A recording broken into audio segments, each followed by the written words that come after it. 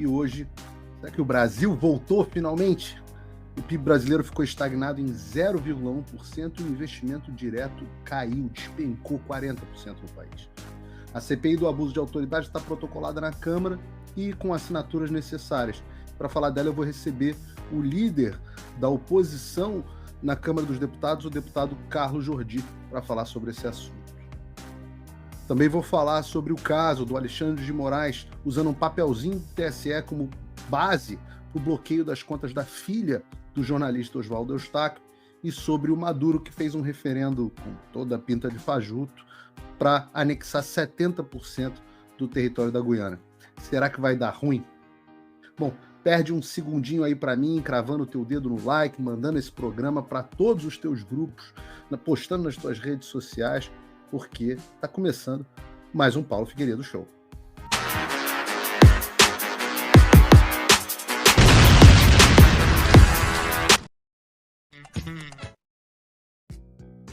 E começando agora o programa, eu tenho que falar muito sobre que a gente está fazendo todo esse debate sobre liberdade de expressão no país, e eu tenho que falar do Fio Diário, que é aqui a minha casa, que foi criado com esse objetivo de transformar de vez o cenário da comunicação brasileira.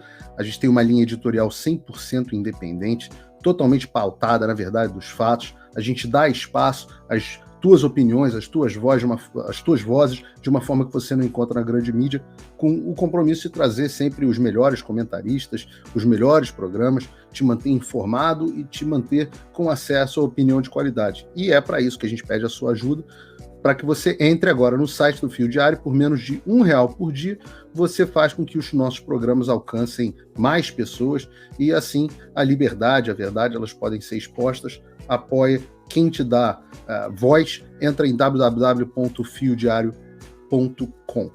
O link está aqui na descrição.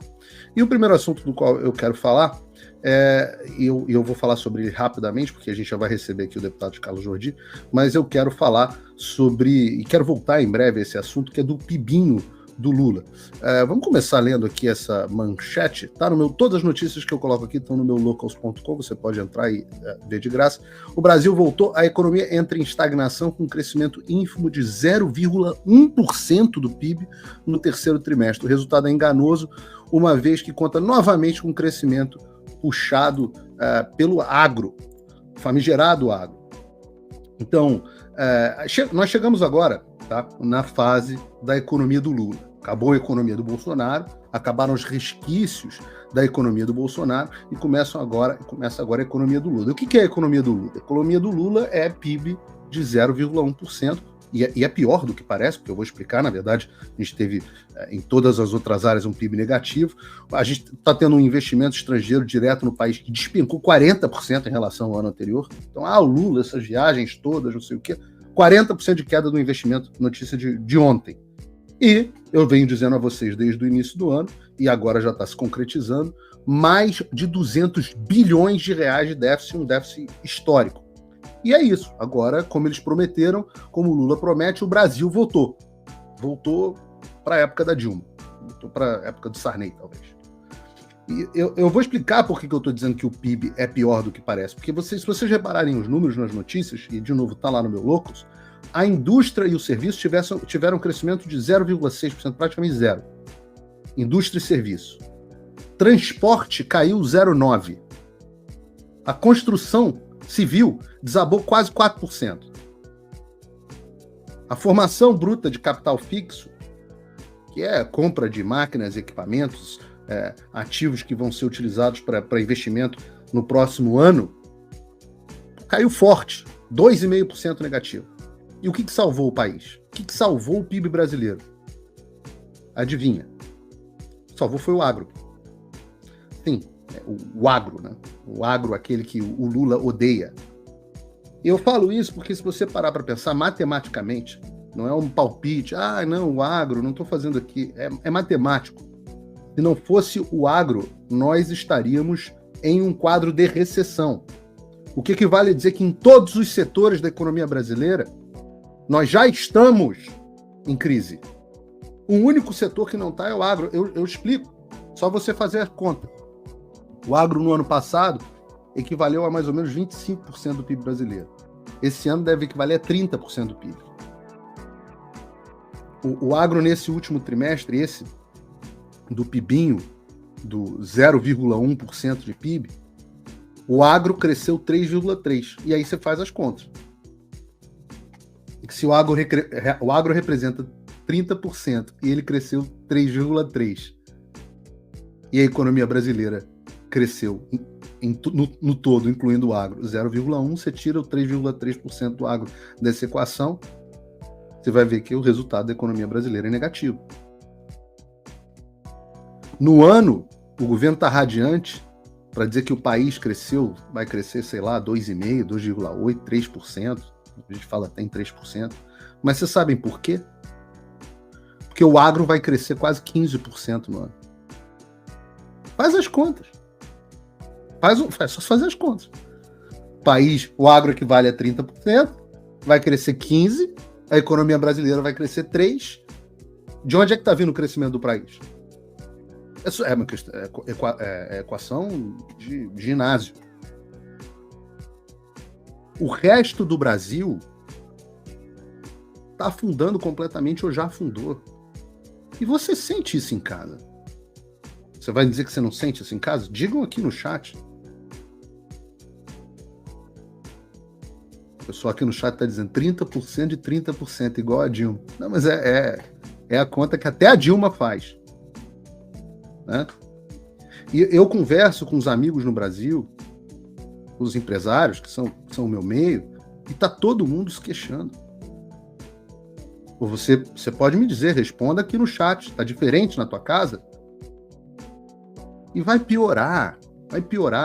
Ontem o Poder 360 publicou que o Lula tinha liberado já esse ano 30 bilhões em emendas para parlamentares. Acabou o orçamento secreto, lembra que o orçamento secreto, segundo a imprensa, termina no 1º de janeiro com o Lula. Na verdade, já terminou na transição. E o Lula já liberou 30 bilhões. E tem gente falando em déficit zero no ano que vem.